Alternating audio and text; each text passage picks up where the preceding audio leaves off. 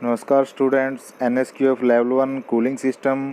आज हम cooling system के बारे में सीखेंगे कि भाई हमारे इंजन के अंदर कूलिंग सिस्टम की क्या ज़रूरत है, क्यों आवश्यकता पड़ती है और उस इंजन को किस प्रकार से ठंडा किया जाता है, कौन कौन से पार्टों का इस्तेमाल किया जाता है। चलिए ये देखते हैं। कूलिंग सिस्टम हमारे शरीर को चलाने के लिए जिस प्रकार हवा और पानी की ज़रूरत होती है, इसी प्रकार इंजन को कूलिंग की ज़रूरत होती है। कूलिंग सिस्टम में 3 प्राथमिक कार्य होते हैं और ये इस प्रकार से प्रकार हैं।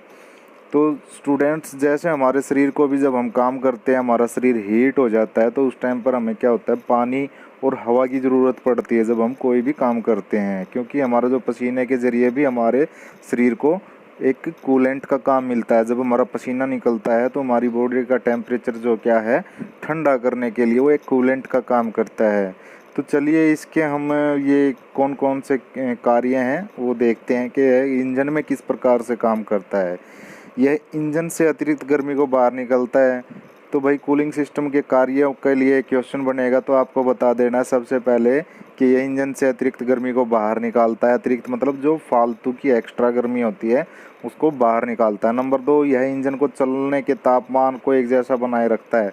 तो भाई जो इंजन का टेम्परेचर वो एक जैसा बनाए रखता है जितना उसकी ज़रूरत होती है। आगे देखिए, यह बंद अवस्था में थर्मोस्टेट वाल्व के रखरखाव द्वारा जल्दी से जल्दी ठंडे इंजन का तापमान बढ़ाता है, जो कूलेंट सर्कुलेशन के मार्ग में लगाया जाता है। तो भाई जो थर्मोस्टेट वाल्व है वो एक इसके बीच में लगाया जाता है, इंजन और रेडिएटर के बीच में। तो ये क्या करता है कि जो इंजन का जो टेम्परेचर है वो एक जल्दी से जल्दी बढ़ाने के लिए, जब इंजन चलता है तो उसके अंदर हीट एनर्जी प्रोड्यूस जो होती है, तो वो क्या करता है, इंजन के अंदर ही इकट्ठी होती रहती है इंजन के पार्टों के पास। तो धीरे धीरे जब वह बढ़ जाती है, तो जब यह 180 डिग्री से ऊपर चली जाती है तब थर्मोस्टेट वाल्व ओपन होता, नहीं तो बाईपास के अकॉर्डिंग इंजन में ही घूमता रहता है जो कूलेंट।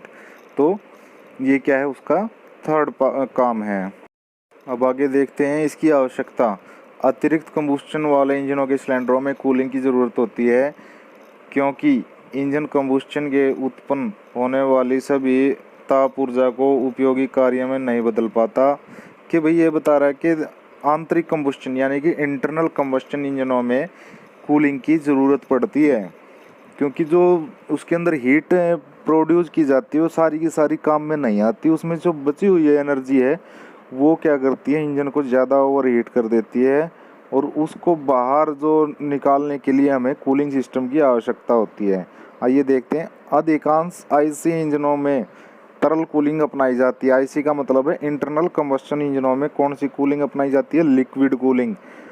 चाहे ये इंजन ऑटोमोबाइल में उपयोग किया जाए या कहीं और। तो भैया एक बता रहा है कि ये जो इंटरनल कंबस्चन इंजन है वो कहीं पे भी लगा रखा हो, चाहे तो वो गाड़ियों में लगा रखा है या कहीं रखा हुआ है, तो उसको लिक्विड कूलिंग की ज़रूरत पड़ेगी ही।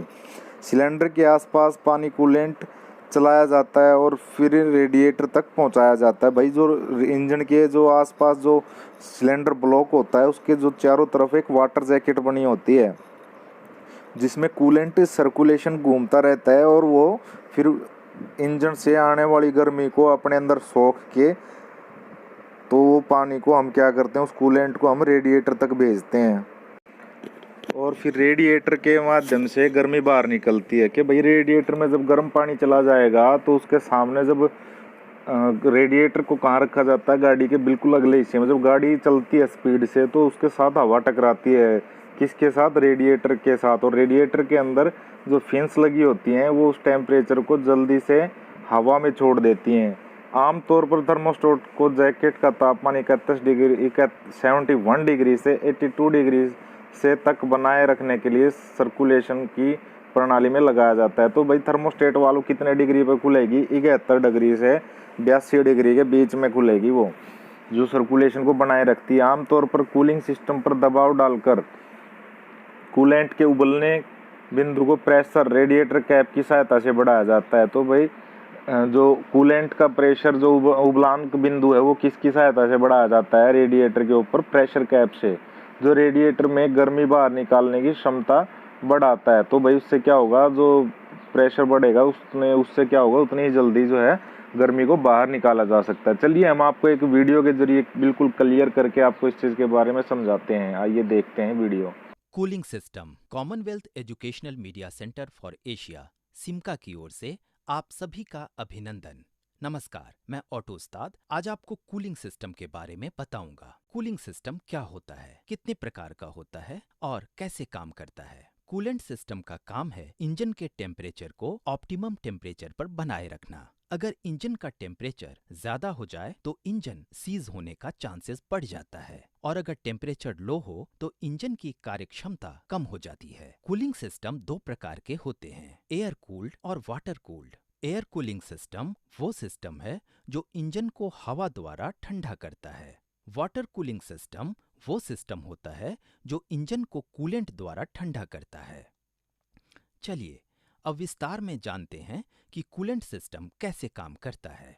इंजन सिलेंडर के अंदर फ्यूल जलकर पावर जनरेट करता है। इस दौरान हीट उत्पन्न होती है। हीट का कुछ भाग पिस्टन को नीचे की ओर धकेलने में इस्तेमाल होता है और कुछ हीट एग्जॉस्ट वाल्व से बाहर निकल जाती है और बची हुई हीट इंजन अपने आप अंदर सोख लेता है, जिससे इंजन का तापमान बढ़ जाता है। इंजन की हीट को कूलेंट सोख लेता है, जिससे इंजन नॉर्मल ऑपरेटिंग कंडीशन में काम करता है। अब हम बात करते हैं कूलिंग सिस्टम के कंपोनेंट्स के बारे में। Radiator, fan water pump, coolant reservoir, thermostat, heater core. जब इंजन शुरू होता है तो इंजन से जुड़ा हुआ वाटर पंप काम करने लगता है और रेडिएटर के निचले हिस्से से कूलेंट को इंजन सिलेंडर के चारों ओर पहुंचाता है। कूलेंट इंजन ब्लॉक से होते हुए सिलेंडर हेड में जाता है और वहां से रेडिएटर आउटलेट में पहुंचाता है। कूलेंट कंबशन के दौरान उत्पन्न हुई हीट को सोखता है और रेडिएटर इनलेट की तरफ जाता है। हालांकि थर्मोस्टैट कूलेंट को रेडिएटर की तरफ बहने के लिए प्रतिबाधित करता है जब तक कि कूलेंट का टेम्परेचर इंजन ऑपरेटिंग टेम्परेचर से ऊपर नहीं उठता है, जो आमतौर पर 200 से 250 डिग्री सेल्सियस होता है। इस उदाहरण पर यदि केबिन के अंदर हीटर चालू है तो कूलेंट बाईपास हॉज के द्वारा हीटर कोर के माध्यम से प्रवाहित होता है। हीटर कोर मिनी रेडिएटर है जिसका प्रयोग गर्मी एक्सचेंजर के रूप में किया जाता है, जो हीट को कूलेंट से हवा में स्थानांतरित करता है, जो पैसेंजर कंपार्टमेंट में बहती है। दूसरे छोर पर थर्मोस्टेट रेगुलेटिंग वाल्व के रूप में रेडिएटर में कूलेंट के प्रवाह को नियंत्रित करने और अधिकतम सीमा के भीतर इंजन का टेम्परेचर अनुकूल बनाए रखने का काम करता है। इस थर्मोस्टेट में वैक्स और एक रॉड से भरा चैम्बर होता है। जब थर्मोस्टेट से गुजरने वाला हाई टेम्परेचर कूलेंट, जो कि आमतौर पर 180 डिग्री होता है, उस दौरान वैक्स पिघलने लगता है। मोम के पिघलने के कारण थर्मल का विस्तार होता है, जो रॉड को धकेलता है और जिससे कूलेंट को बाहर निकलने की मंजूरी प्रदान करता है। रेडिएटर फैन एक थर्मोस्टैटिक स्विच से संचालित होता है, जो कूलेंट को थर्मोस्टैट से बाहर प्रवाहित करता है। कूलेंट थर्मोस्टैट वाल्व से गुजरकर अपर रेडिएटर हॉज के द्वारा अपर रेडिएटर टैंक में पहुंचता है। कूलेंट के अधिकतम टेम्परेचर के कारण अधिकतम दबाव के निर्माण की संभावना हो सकती है, जो कूलेंट को ऊपरी टैंक में प्रवेश करने से रोक सकता है। इस सिचुएशन से बचने के लिए अपर टैंक में एक प्रेशर रेगुलेटिंग वाल्व को लगाया गया है। ये तब खुलता है जब दबाव अपने सीमा से अधिक हो जाता है। वाल्व के खुलने से high pressurised coolant overflow tank में चला जाता है। कूलेंट अपनी हीट हवा में निकाल देता है जब वो फ्लैट ट्यूब्स में बने स्पेस की जगह से गुजरता है। फैन एयर की प्रवाह को बढ़ाता है, इस वजह से हीट ट्रांसफर रेट बढ़ जाती है। बेहतर कूलिंग प्रभाव के लिए और फ्लैट ट्यूब्स पर बने फिन्स की मदद से हीट ट्रांसफर एरिया को बढ़ा दिया जाता है। जब कूलेंट रेडिएटर के निचले टैंक तक पहुंचता है तो कूलेंट का टेम्परेचर काफी कम हो जाता है और ठंडा कूलेंट इंजन सिलेंडर के आसपास वापस से परिचालित किया जाता है और ये साइकिल दोहराया जाता है।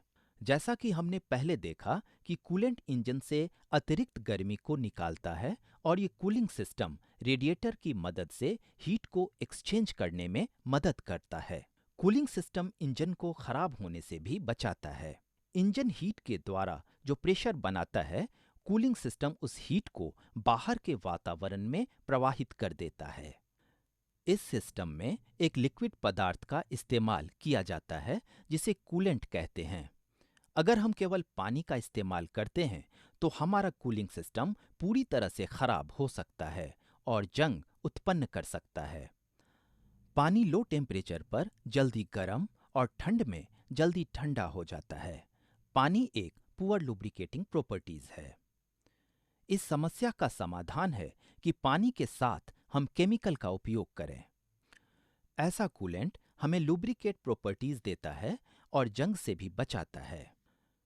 कूलेंट लिक्विड फॉर्म में अपना काम बहुत कुशलता से कर सकता है। यदि कूलेंट गर्म होकर वाष्प में बदलता है तब कूलिंग एफिशिएंसी पर काफी फर्क पड़ता है, क्योंकि कूलेंट एक हाई टेम्परेचर पर काम करता है और कूलिंग एफिशिएंसी को बनाए रखता है।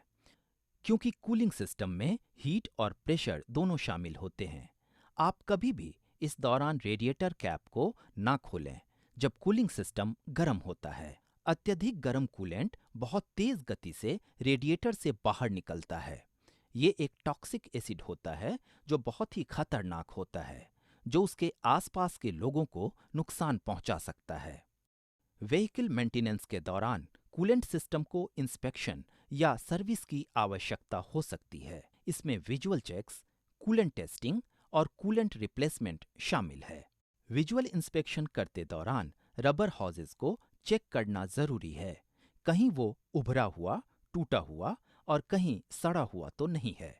और ये भी ध्यान देना है कि वाटर पंप बेयरिंग और टेंशनर बेयरिंग सही से काम कर रहे हों। आप उसे घुमा कर देखें कि कहीं वो घिसा हुआ तो नहीं है, और यदि वो घिसा हुआ है या टूटा हुआ है तो उसे बदल दें। इंस्पेक्शन के दौरान कूलेंट मिक्सचर को प्रॉपर चेक करें। सही मिश्रण शक्ति कूलेंट के उबलते और ठंडे बिंदु को प्रवाहित करती है। और जो कूलेंट हम इस्तेमाल कर रहे हैं उसकी लाइफ, उसकी जंग रोधक शक्ति और लुब्रिकेशन प्रॉपर्टीज भी चेक करनी चाहिए। ये समय के साथ घटती जाती है। अगर आपको कूलेंट इंस्पेक्शन के दौरान कोई समस्या नजर आती है तो उसे प्री मिक्स्ड कूलेंट के साथ बदलना चाहिए। प्री मिक्स कूलेंट में अलग से कोई भी मिश्रण नहीं करना चाहिए। और अगर कूलेंट कहीं से भी लीक होता है तो आप उसे आपकी आंखों से चेक कर सकते हैं। 3 तरह से कूलेंट लीक हो सकता है।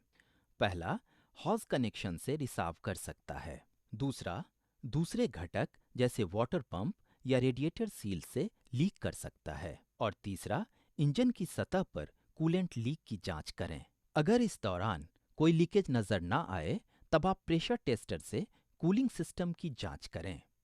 प्रेशर टेस्टर एक फोर्स उत्पन्न करेगा जो कूलेंट को लीकेज एरिया से बाहर निकालेगा या बबल्स दिखाएगा, और ये प्रक्रिया इंजन को बंद करके ही की जानी चाहिए। कूलिंग सिस्टम को प्रेशराइज्ड करने के बाद दोबारा लीकेज की इंस्पेक्शन करें। अगर कोई लीकेज नहीं है तो कार का कूलिंग सिस्टम अच्छे से काम कर रहा है। तो अगर आपने भी हमारे ऑटो उस्ताद को ध्यान से सुना है और आप भी इंजन के बारे में सब समझ गए, तो दीजिए इन सवालों का जवाब। Questions and answers. Question 1, gasoline engine को डीजल इंजन की तुलना में डैश हवा की आवश्यकता होती है। क्वेश्चन 2, डैश इंजन के पानी के जैकेट और रेडिएटर के बीच कूलेंट का कार्य करती है। क्वेश्चन 3, रेडिएटर आमतौर पर डैश मटेरियल से बना होता है। क्वेश्चन 4, कूलिंग सिस्टम डैश को कंट्रोल करने के लिए इस्तेमाल किए जाते हैं। क्वेश्चन 5, कूलिंग सिस्टम के अंदर रेडिएटर पर लगा प्रेशर कैप डैश को बढ़ाता है। क्वेश्चन 6, कूलिंग फैन इंजन और डैश के बीच में लगा होता है। क्वेश्चन 7, डैश रेडिएटर में प्रत्येक ट्यूब में इसके आसपास के व्यक्तिगत फिन्स होते हैं। क्वेश्चन 8, मोटरसाइकिल्स में डैश से इंजन को ठंडा किया जाता है। क्वेश्चन 9, कूलिंग सिस्टम डैश बनाए रखता है। क्वेश्चन 10, रेडिएटर का उद्देश्य हीट को वातावरण में डैश करना है।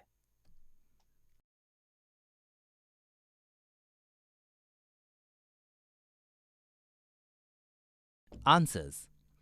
आंसर 1 अधिक, answer 2 radiator hose, answer 3 copper, answer 4 high temperature, answer 5 air pressure, answer 6 radiator hose, answer 7 gill type, answer 8 air cooling system, answer 9 engine temperature को, आंसर 10 ट्रांसफर।